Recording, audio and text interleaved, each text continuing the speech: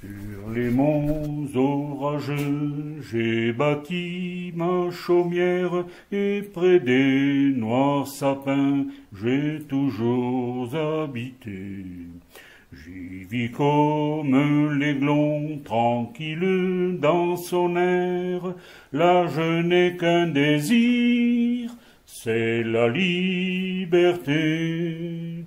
Liberté, liberté chérie, à toi mon cœur, à toi ma vie.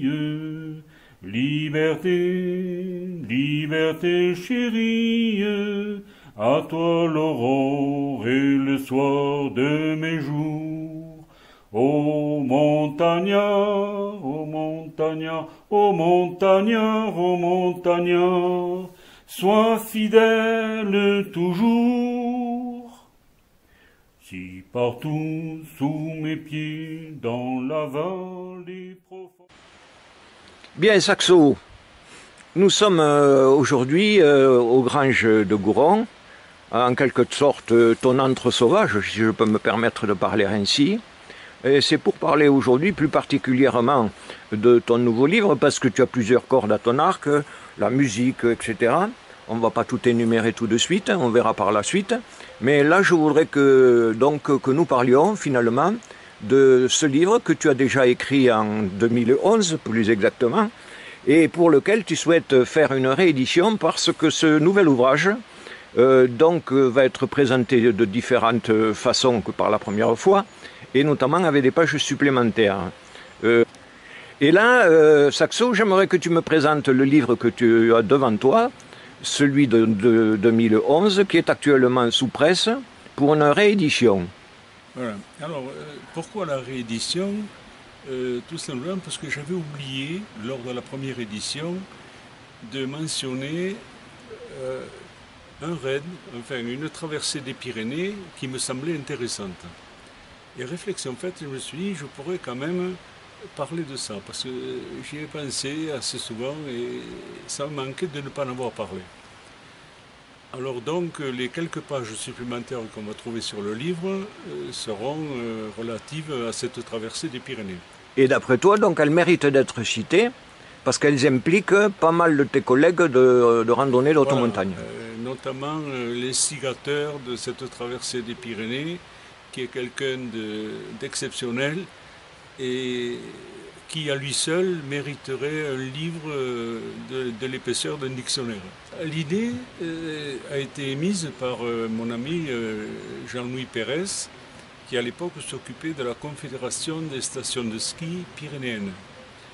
Alors son idée à lui, c'était de faire reconnaître les différentes stations des Pyrénées dans l'ordre, en partant des Pyrénées orientales jusqu'au Pays Basque, de faire reconnaître donc toutes les stations et en même temps de valoriser le ski de randonnée, le ski, les traversées à ski de randonnée.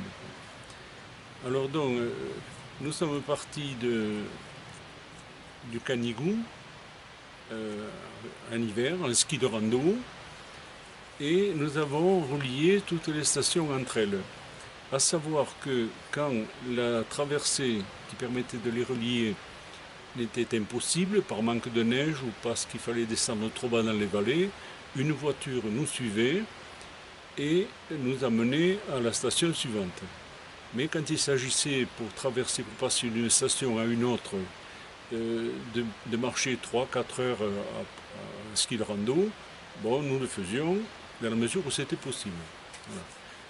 Et nous sommes partis donc du Canigou jusqu'à Irati en une quinzaine de jours.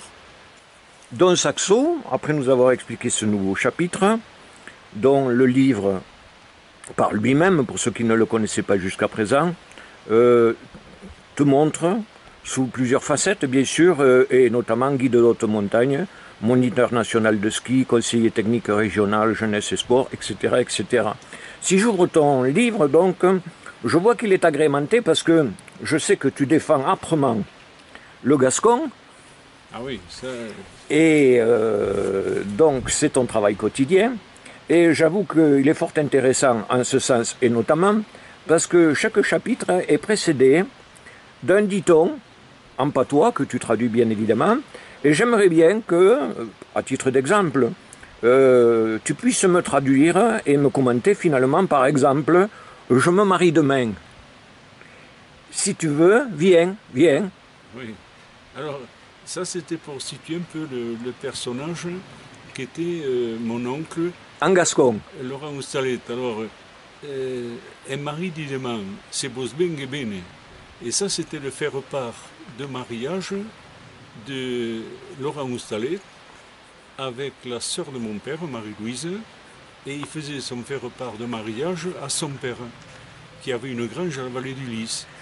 Et alors, pour lui annoncer son mariage, sans descendre de vélo, il passe devant la grange de son père à la vallée du Lys, et il lui dit, un mari dit demain, c'est vos ben et bene. Alors, c'était en quelque sorte un faire-part de mariage de bouche à oreille. Voilà, oui, c'est ça, mais sans descendre de vélo, c'est pour situer le personnage.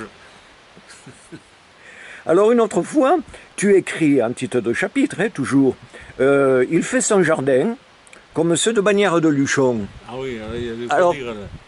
En gascon. Oui, que est cadao comme de Bagnères. Alors, ça veut dire ça quand même, c'est porteur de tout un comportement. À Luchon, bon, les gens ont un salaire, ils travaillent dans l'hôtellerie ou dans différents commerces et ont un jardin, bien sûr, qui est plus un jardin d'agrément qu'un jardin cultivé par nécessité. Donc, le jardin, il faut qu'il soit ordonné. Il est ordonné, il est tiré au cordeau, il est propre, il est agréable à regarder. Alors que dans le Larbouste, non, c'est un moyen de survie parce qu'on ne vivait qu'avec les produits de la ferme. Et le jardin, lui, c'était un complément de nourriture plus qu'un plaisir pour les yeux. Donc, chaque parcelle de terre était travaillée un peu dans le désordre. Voilà.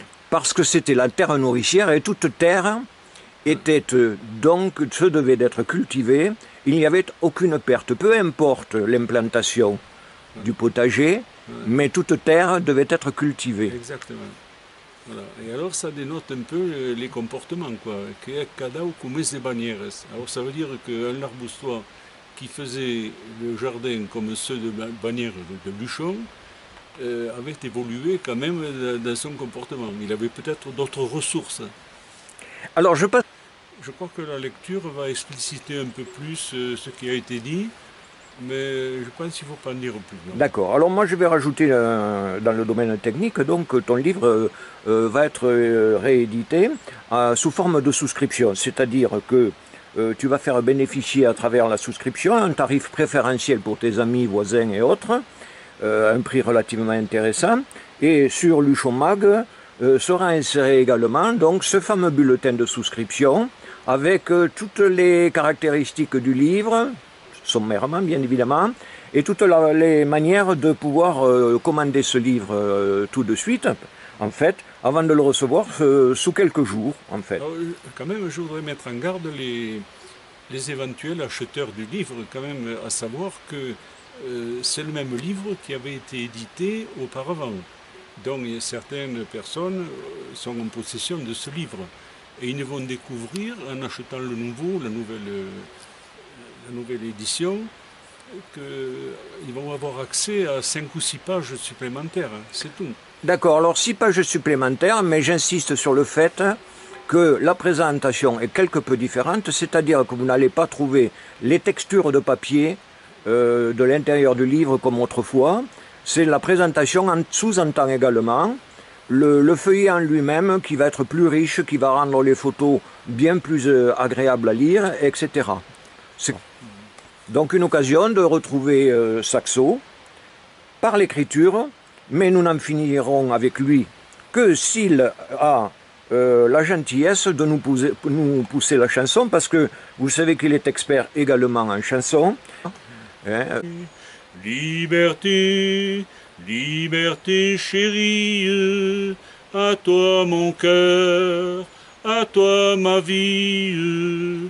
Liberté, liberté chérie, à toi l'aurore et le soir de mes jours. Ô montagnard, ô montagnard, ô montagnard, ô montagnard, sois fidèle toujours.